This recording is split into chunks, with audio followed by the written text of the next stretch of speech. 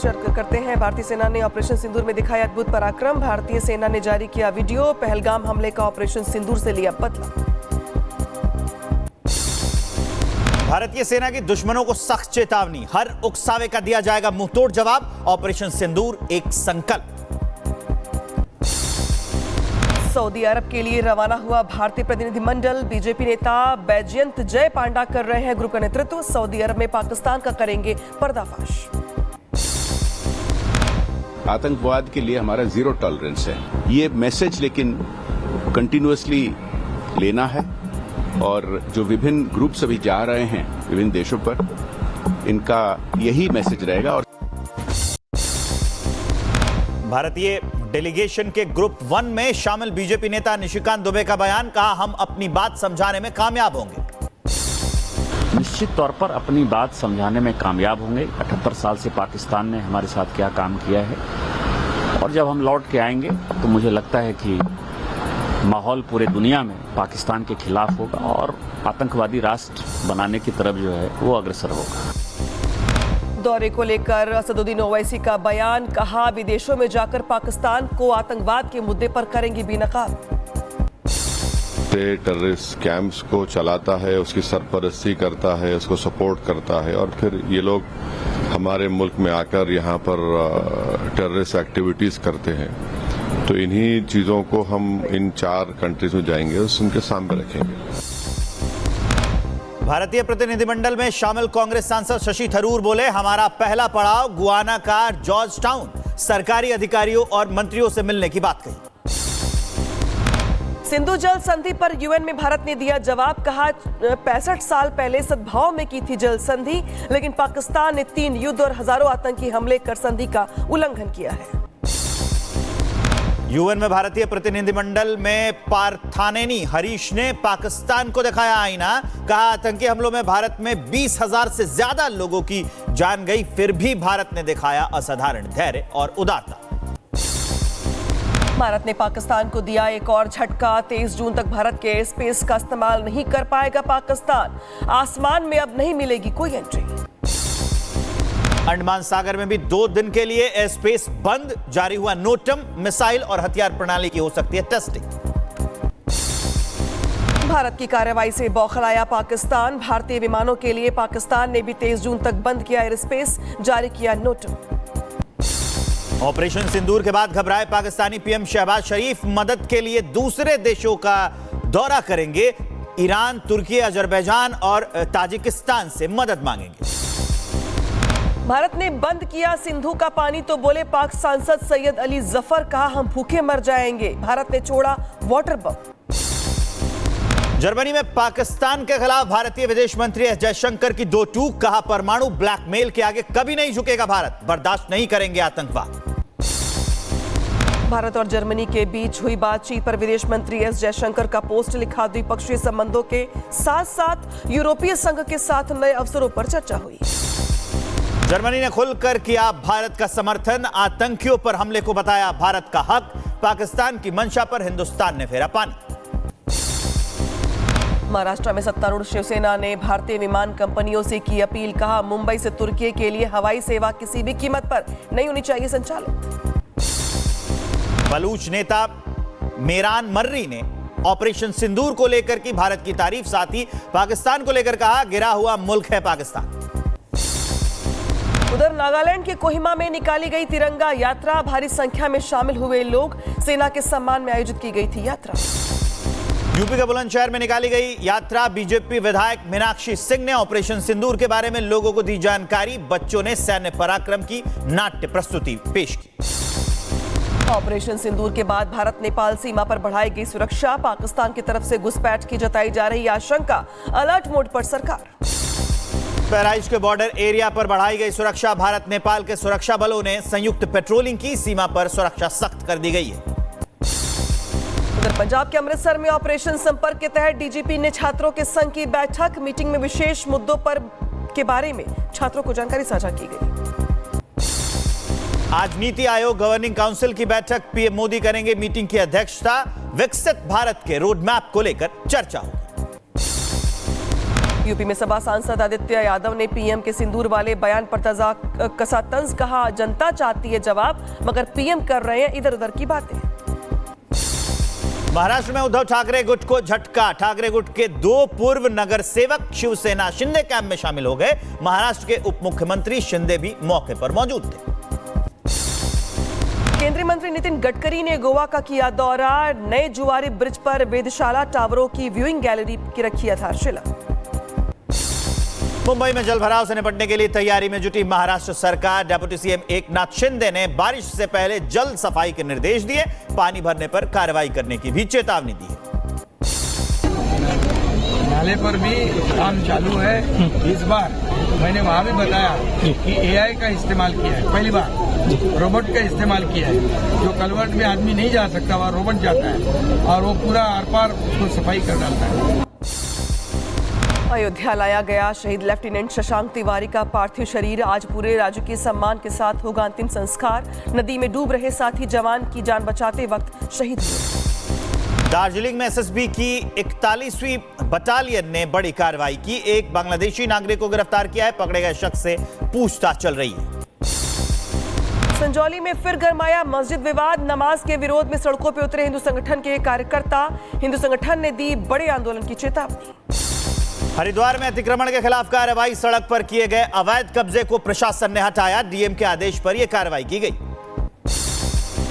उधर यूपी के फिरोजाबाद में बुलडोजर कार्रवाई हुई। अवैध कॉलोनी पर चला सरकार का पीला पंजा। अवैध निर्माणों को बुलडोजर से किया गया ध्वस्त।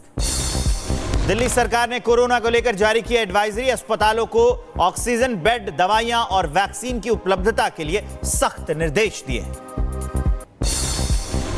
यूपी के गाजियाबाद में फिर से पैर पसारने लगा कोरोना। 4 मामले आए सामने। अलर्ट मोड पे स्वास्थ्य विभाग।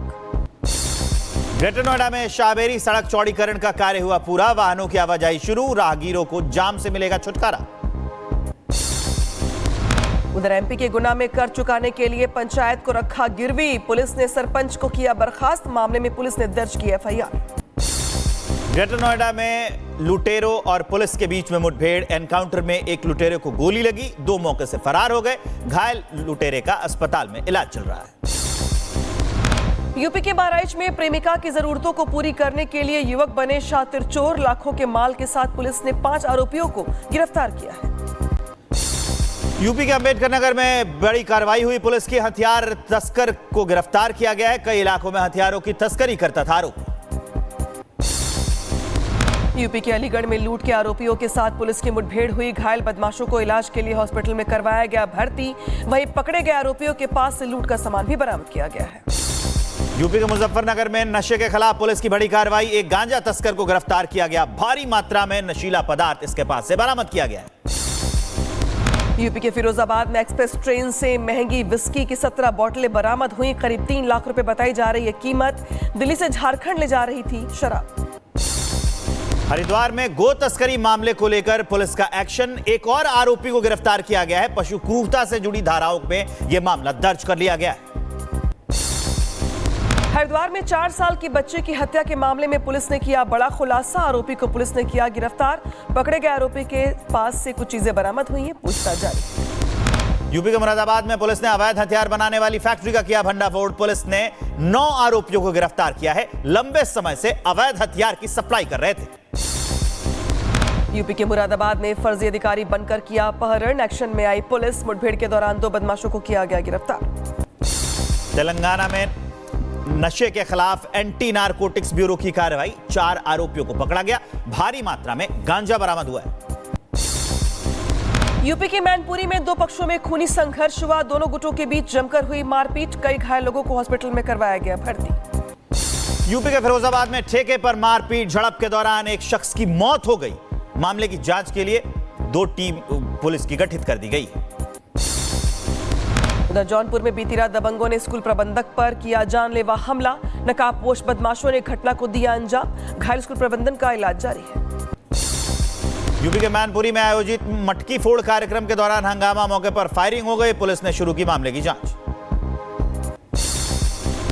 यूपी के मैनपुरी में अवैध तमंचे के साथ युवक का डांस हो रहा है वायरल। युवक पर पहले से भी कई धाराओं में दर्ज है मामले। पुलिस पूरे मामले की जांच में जुटी। यूपी के झांसी में बदमाशों ने एक युवक के साथ जमकर मारपीट की, मुंह पर कालिख पोत पूरे गांव में घुमाया। वीडियो वायरल होने के बाद युवक लापता है, पुलिस तलाश में जुटी है। यूपी के शाहजहांपुर में लाठी डंडों से लैस हमलावरों ने घर में घुसकर की मारपीट, महिलाओं, बच्चों और पुरुषों पर किया जानलेवा हमला। यूपी के संभल में जो पिता हैं उन्होंने लगाया बेटी के साथ दुष्कर्म का आरोप, पुलिस ने आरोपी पिता को गिरफ्तार कर जेल भेज दिया। यूपी के अम्बेडकर नगर से सामने आया लव जिहाद का मामला, अपने दोस्त को समझाना युवती को पड़ा भारी, मुस्लिम युवक ने हमला कर घायल किया। यूपी के शाहजहांपुर में हिंदू संगठनों ने किया विरोध प्रदर्शन, लव जिहाद की बढ़ती घटनाओं को लेकर नाराजगी जताई। मामले में कार्यकर्ताओं ने सख्त कार्रवाई करने की बात कही।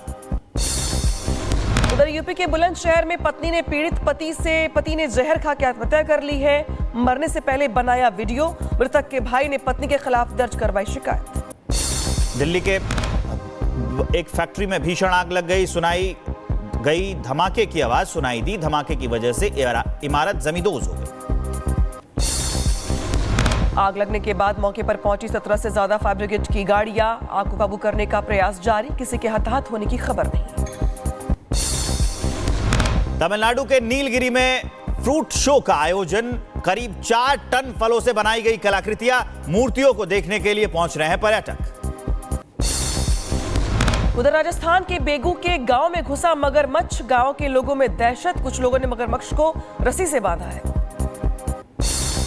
मध्य प्रदेश के इंदौर में कुएं में गिरा तेंदुआ, मौके पर पहुंची वन विभाग की टीम, तेंदुए को रेस्क्यू किया गया। तेंदुए को पकड़ने के बाद उसका चेकअप भी कराया गया।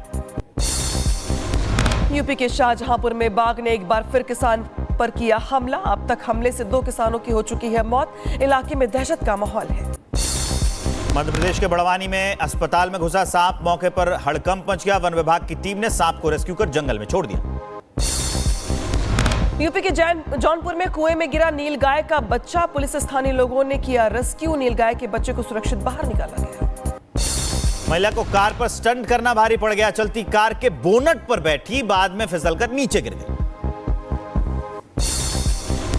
जर्मनी के हैम्बर्ग रेलवे स्टेशन पर चाकू से हमला हुआ, हमले में कई लोगों के गंभीर रूप से घायल होने की खबर, संदिग्ध के तौर पर एक महिला को गिरफ्तार किया गया है।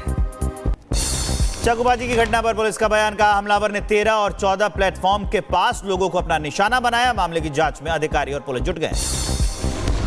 रूस के जंगल में आग का कहर देखने को मिल रहा है, जहां हजारों हेक्टेयर में लगी भीषण आग, सामने आई आग की भयानक तस्वीरें। ह्यूस्टन के पास खाली पड़े होटल में भीषण आग लग गई, सूचना के बाद मौके पर दमकल की टीम पहुंची, कड़ी मशक्कत के बाद आग पर काबू पाया गया, किसी के हताहत होने की कोई खबर नहीं। लॉन्चिंग के समय ही नॉर्थ कोरिया का युद्धपोत हुआ तबाह, तानाशाह किम जोंग उन ने गुस्से में आकर सजा का ऐलान किया। किम जोंग ने घटना को बताया आपराधिक लापरवाही। हार्वर्ड यूनिवर्सिटी में विदेशी छात्रों के दाखिले पर कोर्ट से ट्रंप प्रशासन को झटका, बैन पर अस्थायी रोक लगा दी गई, यूनिवर्सिटी ने दर्ज कराया था मुकदमा। अमेरिका में 14 जून को सेना की 250वीं वर्षगांठ, शानदार परेड का किया जाएगा आयोजन, अमेरिकी राष्ट्रपति डोनाल्ड ट्रंप ने ट्वीट कर दी जानकारी। यूरोपीय संघ के साथ टैरिफ समझौते पर बोले अमेरिकी राष्ट्रपति ट्रंप, कहा टैरिफ समझौते पर नहीं कर रहे हैं विचार, समझौता 50% पर तय। अमेरिका में ट्रंप सरकार का बड़ा कदम, ट्रंप ने परमाणु ऊर्जा को बढ़ावा देने और मंजूरी में आए तेजी लाने के लिए कार्यकारी आदेशों पर किए हस्ताक्षर। ईरान और अमेरिका में 5वें चरण की बातचीत, परमाणु कार्यक्रम को लेकर रोम में दोनों के बीच हुई बात, रोम में स्थित ओमान के दूतावास में मीटिंग। कैदियों की अदला बदली पर रूस और यूक्रेन की तरफ से आया बयान, कहा कैदियों की अदला बदली का काम शुरू है। युद्धबंदियों की वापसी पर बोले राष्ट्रपति ज़ेलेंस्की, कहा कुल 390 लोगों की वापसी हुई है, जिनमें सेना और नागरिक दोनों शामिल हैं। रूसी राष्ट्रपति पुतिन ने सैन्य तकनीकी सहयोग पर की बैठक, सैन्य अभियान में शामिल इकाई और संरचनाओं को किसी भी तरह की कमी नहीं होने की बात कही है।